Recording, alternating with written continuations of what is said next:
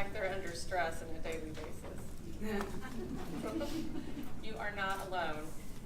Statistics show that 82% of Americans feel that they're under stress on a daily basis. And so I have had something that I feel like is helpful for me in dealing with everyday stress, and I'd like to share it with you today. And it's called Ashtanga Yoga. So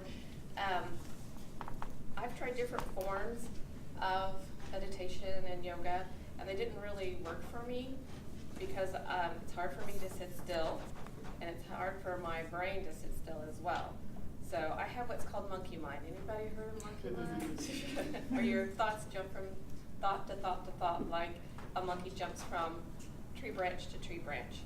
So I would be in a typical yoga class, and everybody in there would be so calm and just like sitting there for so long, and I'd be sitting there thinking, wow, they seem so relaxed, and how much longer is this going to be? And maybe I could stop by the grocery store on the way home, and what am I going to have for the holiday meal? And gosh, that girl has a really cute outfit on. I'll have to ask her when we leave where she got that. And goodness, I need a pedicure already. I mean, that's the kind of thoughts that were going through my mind. So it wasn't necessarily very relaxing. But Ashtanga is different for a couple reasons. One is that you're constantly moving, and the second thing is that it gives you specific things for your mind to focus on.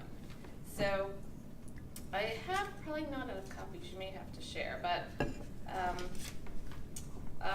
the primary series, which is the first series you start with, which is Ashtanga. It's a set series of postures. We could do the passing around. And there's also other levels as you progress, but this is the first level of Ashtanga.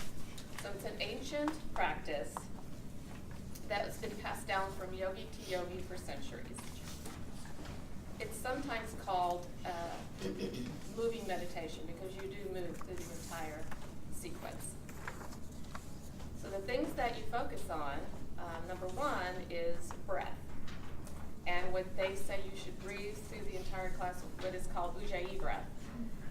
As for an example, everybody say ha with your mouth open and breathe. And inhale.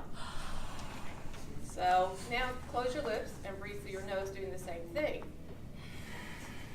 And in. That's called Ujjayi breath.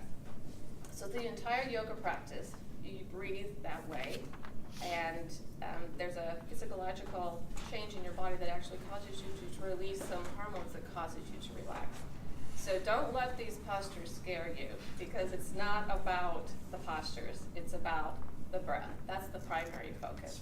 And if you sat in class and did the breathing the entire time, you'd still feel relaxed.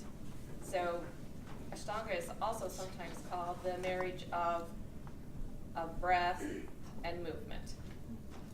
So you move through the entire practice with that sort of breath.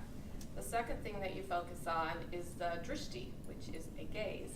So you look in a particular direction through the entire sequence. Each posture is a different drishti.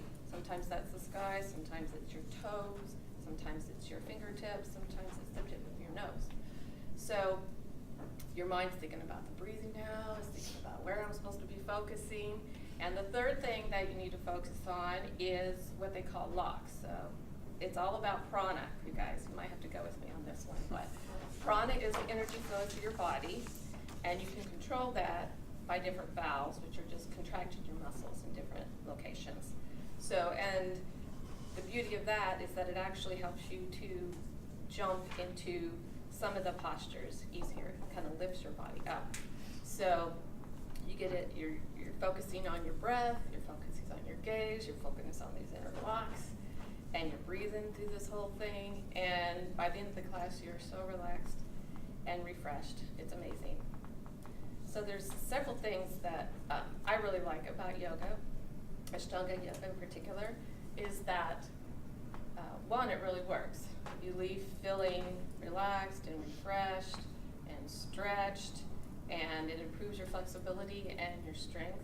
So if you're a multitasker, you can feel like you get a couple things done at the same time, period. And another thing that I love about it is that it's a lifetime of learning. So as you progress from the primary series to the secondary series, as you master each level, you learn and grow, and you find out that the more you learn, the more there is to learn. So a lot of people spend an entire lifetime and only get to like the secondary series or the third series. So it's an unending avenue of things to learn out there. So I thought I would end this speech the same way they end every Ashtanga yoga class, which is with the words Namaste, which means peace.